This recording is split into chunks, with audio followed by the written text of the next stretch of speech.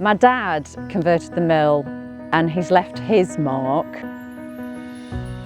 To leave something from me would be really nice. My dad bought it in the early 70s. It's an arkwright mill, cotton mill. It was a derelict building when my dad bought it. He was a builder and so it became a builder's yard. Fantastic playground for us. We had a great childhood. It's changed a lot. So 25 years ago, my dad converted it and it's what it is today, really. It's apartments and houses for residential and holiday. I assume Richard Arkwright, when he did the mill, with it came the ponds that supplied the water for the mill to power the mill and the turbines.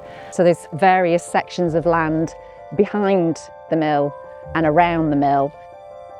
We still own little pockets of the land, the fields and some woodland.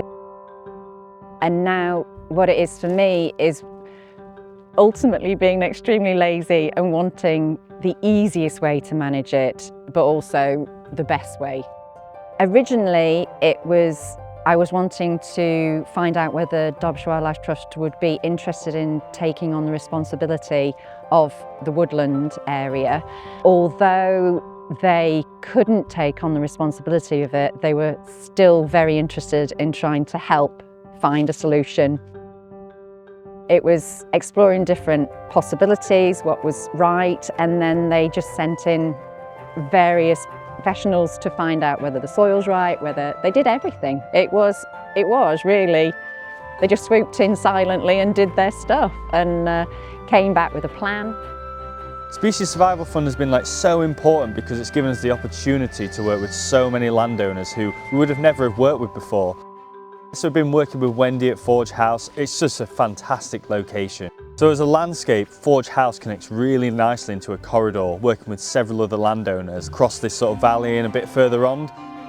So the future I sort of envision for Forge House is a place thriving with nature. We've got the incredible valley landscape and this wonderful wildflower meadow that we've got is going to be fantastic for loads of different species and insects.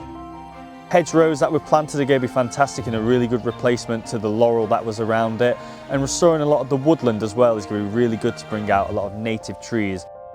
I think it's the Wildlife Trust having the ability to open my mind and make me think a little bit bigger.